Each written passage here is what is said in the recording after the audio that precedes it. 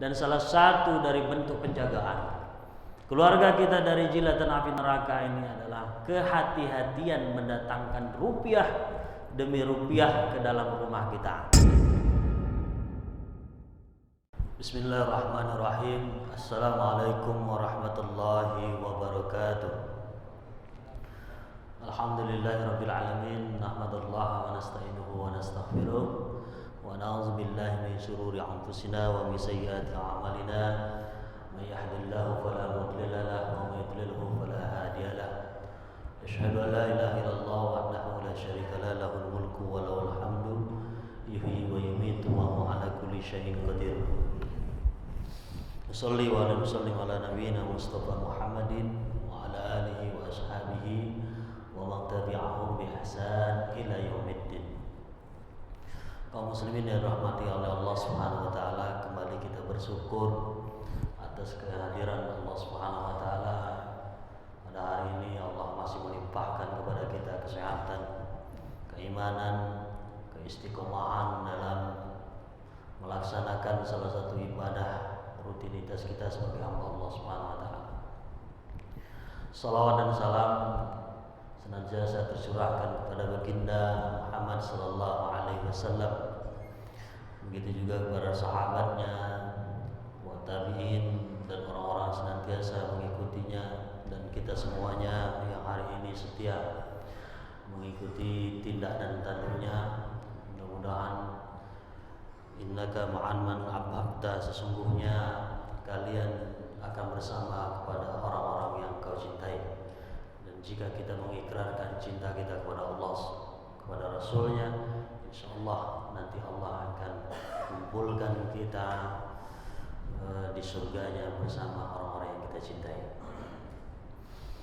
Kaum muslimin yang dirahmati oleh Allah Subhanahu wa taala, siang hari ini kita akan berbicara terkait dengan dampak harta yang haram terhadap keluarga, terhadap anak. Kaum muslimin yang dirahmati oleh Allah Subhanahu wa taala, bahwa terkait dengan harta ini ada dua hukum. Ada halal dan juga ada harta yang haram. Terkait harta yang halal, Allah perintahkan kita untuk berusaha mencarinya. Ya ayyuhallazina amanu la ta'kulu amwalakum bainakum bil batil. Hai orang-orang yang beriman, janganlah engkau mengkonsumsi, mencari harta yang batil. Harta yang batil ini artinya harta yang haram, harta yang Allah Subhanahu wa taala melarang untuk kita mencarinya, mengusahakannya. Oleh karena itu, jika kita keluar dari rumah hanya mencari harta-harta yang thayyib, harta yang halal, maka kita dihitung oleh Allah Subhanahu wa taala fi sabilillah, yaitu kita masuk kategori orang yang di jalan Allah Subhanahu wa taala. Karena ini perintah, dan Allah Subhanahu wa taala thayyibun. Allah itu baik, Allah itu suci. La yaqbalu illa thayyibat, dan Allah tidak pernah sekali-kali menerima hal-hal yang kotor, hal yang najis alias yang haram, karena Allah itu suci. Oleh karena itu, kaum muslimin dirahmati oleh Allah Subhanahu wa taala, Rasulullah sallallahu alaihi wasallam dalam hadisnya ini sebagai motivasi kita ketika kita mencari nafkah. Kata Rasul, in kana rajulu kharaja yas'a li waladihi saghirin fi sabilillah. Apabila seseorang yang keluar dari rumahnya niat mencari nafkah dalam rangka untuk memenuhi kebutuhan anaknya yang masih kecil, wa huwa fi sabilillah, sungguh dia di jalan Allah Subhanahu wa taala. In kana kharaja yas'a liwalidayhi shaykhaini kabiraini fahuwa fi sabilillah. Dan barang siapa yang keluar dari rumah mencari nafkah dalam rangka untuk memenuhi kebutuhan kedua orang tuanya yang sudah renta, yang sudah tua, wa huwa fi sabilillah, dan sungguh dia juga dinilai oleh Allah Subhanahu wa taala di jalan Allah Subhanahu wa taala. In kana kharaja yas'a wa in kana kharaja yas'a ibtikharan wa riya'an. Tetapi tidak yang satu ini, kata Rasul, barang siapa yang mencari nafkah, bekerja dalam rangka ibtikharan, untuk membangga-banggakan diri, wariaan, agar dianggap orang, dia punya status sosial, dia punya mobil, dia punya rumah di mana-mana, hanya untuk mencari tujuan itu dia mencari nafkah.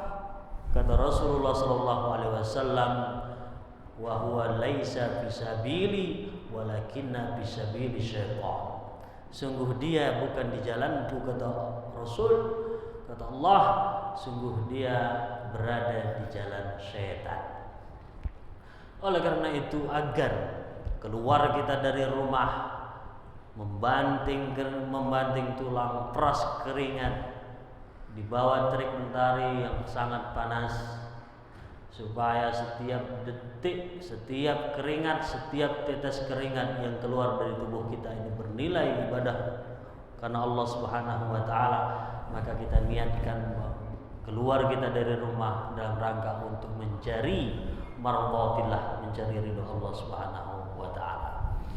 Kaum muslimin yang rahmati oleh Allah Subhanahu wa taala, kehati-hatian mendatangkan harta ke dalam rumah ini merupakan perintah dari Allah Subhanahu wa taala untuk melindungi keluarga kita. Ku anfusakum wa ahlikum nar. Jagalah dirimu, keluargamu dari jilatan-jilatan api neraka. Dan salah satu dari bentuk penjagaan keluarga kita dari jilatan api neraka ini adalah kehati-hatian mendatangkan rupiah demi rupiah ke dalam rumah kita.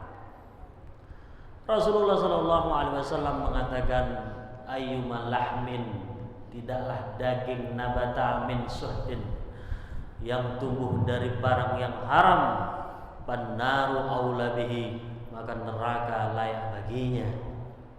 Ya, padahal ketika kita makan bersama anak dan istri kita, berkumpul di meja, lalu kita berdoa bersama-sama, Allahumma barik lana, ya Allah berkahi rezeki kami ini, fima razaqtana wa qina azabannar, dan lindungi kami dari jilatan api neraka. Doa ini mestinya harus selaras dengan apa yang kita usahakan, dengan apa yang kita datangkan ke dalam rumah kita. Karena konsekuensi dari harta yang haram ini banyak sekali. Pertama adalah Allah akan membinasakan, menghapus seluruh harta-harta yang didatangkan dengan cara yang tidak benar.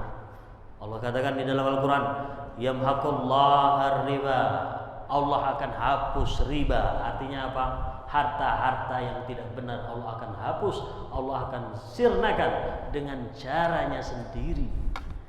Macam-macam, Allah punya 1000 cara untuk menghilangkan harta-harta yang tidak benar ini. Tapi ada Pak Ustadz, orangnya tidak sholat, tidak pernah zakat, tidak pernah puasa di bulan Ramadan, tetapi hartanya terus bertambah. Ketahuilah ini bukannya cinta. Allah tidak sayang kepada pelaku-pelaku pencari harta yang seperti ini. Ketahuilah itu adalah disebut dengan istidraj. Orangnya memang tak taat, dia tak pernah sholat, tak pernah dekat ke masjid, tapi terus Allah kasih rezeki. Ketahuilah itu disebut dengan istidraj. Allah mengulur-ngulur umurnya, menambah-nambahkan harta yang haram kepadanya. Dalam rangka apa? Allah istidraj, Allah inginkan azab itu terus bertambah pada dirinya. Nauzubillah min zalik. Ibnul Qayyim al-Jauziyah di dalam kitabnya dia katakan ada 3 yang akan dialami,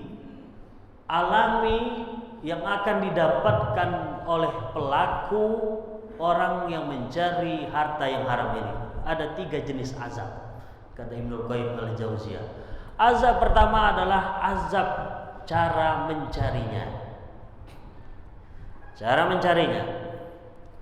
Karena dalam hadis Rasulullah SAW dikatakan lan tazula qadama abdin, sesungguhnya pada alam baka hari kiamat nanti 2 kaki anak Adam ini tidak bisa digerakkan sehingga dia ditanya hartanya, bagaimana kau cari dan kemana pula engkau belanjakan hartamu.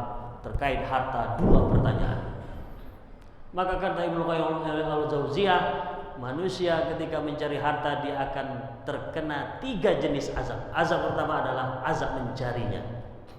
Yang kedua dia terkena azab mengumpulkannya. Yang ketiga dia akan terkena azab mengembangkannya. Jadi kalau Allah belum tegur kita, cara kita mencari harta, Allah belum tegur kita, malah berkembang harta kita, terus berkembang dan berkembang harta haram ini, ketahuilah Allah tengah menginginkan azab kepada kita. Maka kata Allah Subhanahu wa taala, wa iza ja'akum mau'izah, jika datang kepadamu nasihat terkait dengan harta yang haram, ini haram, ini halal. Bukankah di dalam doa kita terus berdoa kepada Allah Subhanahu wa taala? Allahumma arinal haqqa haqqa warzuqna ittiba'ah. Ya Allah, tunjukkanlah yang hak itu hak dan berilah kemampuan kepada kami untuk mengikutinya. Wa arinal batila batila warzuqna ijtinabah. Ya Allah, tunjukilah yang batil itu batil dan berikanlah pula kemampuan kepada kami untuk menjauhinya. Baik kaum muslimin, kita lanjutkan insyaallah setelah salat subuh. Assalamualaikum warahmatullahi wabarakatuh.